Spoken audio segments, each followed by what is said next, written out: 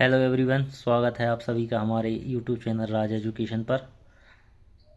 और जैसा कि कई लोगों का कहना था कि सर जॉब के साथ साथ तैयारी कैसे करें, तो इसी टॉपिक पर आज मैं ये वीडियो शूट कर रहा हूँ कि जॉब के साथ साथ कैसे तैयारी करें।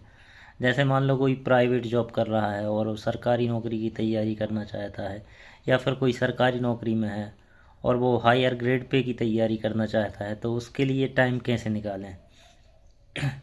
तो इसके लिए सबसे पहले आपको डिसिप्लिन होना पड़ेगा।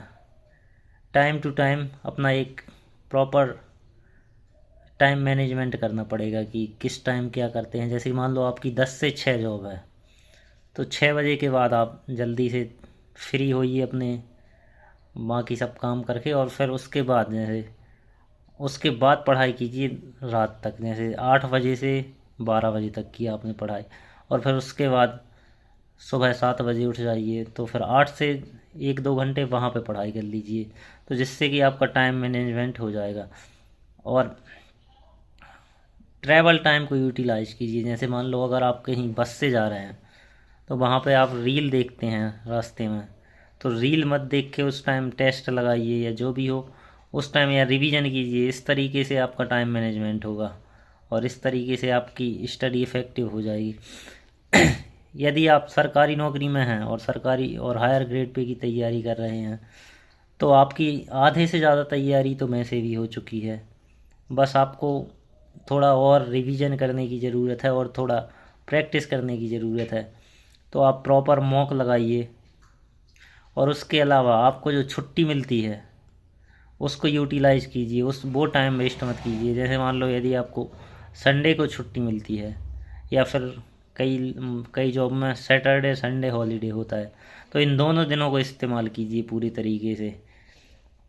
और वहाँ की जो फेस्टिवल में छुट्टी मिलती है उसका इस्तेमाल कीजिए। मतलब कहीं पे टाइम वेस्ट मत कीजिए। इसके साथ साथ आप उस एग्ज़ाम का सिलेबस को समझिए कि क्या, जो भी एग्ज़ाम है कि उसमें कौन से टॉपिक ज़्यादा आते हैं, जिस टॉपिक से ज़्यादा क्वेश्चन आते हैं उसको ज़्यादा प्रायोरिटी दीजिए, और रेगुलरली प्रैक्टिस कीजिए। जिस तरीके से हर सब्जेक्ट के लिए अपना टाइम डिवाइड कीजिए। जैसे लेट सपोज़ कि आप एसएससी सीजीएल की तैयारी कर रहे हैं, तो उसमें मैथ के लिए कितना टाइम देना है, इंग्लिश के लिए कितना टाइम देना है, जीएस के लिए कितना टाइम देना है, रीजनिंग के लिए कितना टाइम देना है। तो ये सब आप डिसाइड कीजिए कि आप, और यहाँ पे ये देखिए कि आप किस सब्जेक्ट में वीक हैं, आप उस सब्जेक्ट पर ज़्यादा टाइम दीजिए। हाँ, और यदि आप अपनी जॉब में ज़्यादा टाइम नहीं दे पा रहे हैं, तो अल्टरनेट दे दीजिए। किसी दिन जैसे एक दिन इंग्लिश को दिया तो अगला दिन मैथ को दे दिया। इस तरीके से आप अपनी तैयारी को इफ़ेक्टिव बना सकते हैं। और सबसे बड़ी बात, आप अपने दिमाग को समझाइए कि आप कर सकते हैं। एक्सक्यूज़ देना बंद कीजिए। सबसे बड़ी बात यह है कि लोग एक्सक्यूज़ देते हैं कि यार मैं ये जॉब करता था, इस चक्कर में तैयारी नहीं कर पा रहा था, या ये वो। तो एक्सक्यूज़ देना बंद कीजिए आप। ऐसा कोई काम नहीं है कि जिसको आप करना चाहें और कर ना सकें। कई बार क्या होता है कि जैसे 1-2 दिन अगर तैयारी करते टाइम वेस्ट हो गए, तो लोग इस चक्कर में 2-4 दिन और वेस्ट कर देते हैं कि मन नहीं लग रहा है ये वो। तो आपको ये इस चीज़ से बचना है कि अगर एक दो दिन का ब्रेक हो भी गया आज, तो आपको मतलब स्टार्ट कंटिन्यू तुरंत ही करना है। ये नहीं कि उसके चक्कर में 2-4 दिन और अपने ख़राब कर लिए।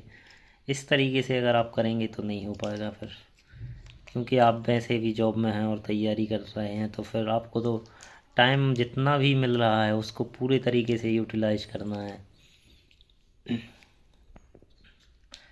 और यदि आपको अपने जॉब के टाइम पे अगर कुछ खाली टाइम मिलता है, तो उस टाइम पे थोड़ा पढ़ाई कीजिए। ठीक इसी तरीके से आप अपनी तैयारी को कंटिन्यू कीजिए। और अगर कोई और प्रॉब्लम आती है आपको, तो कमेंट करके बताइए, तो मैं उस पर अलग से एक सेपरेट वीडियो बना दूंगा। और अगर आपने अभी तक मेरे यूट्यूब चैनल को सब्सक्राइब नहीं किया है, तो कृपया करके सब्सक्राइब कर लीजिए। आने वाले टाइम में मैं और भी वीडियो अपलोड करूंगा, जिससे आप सब लोगों की हेल्प हो सके। धन्यवाद।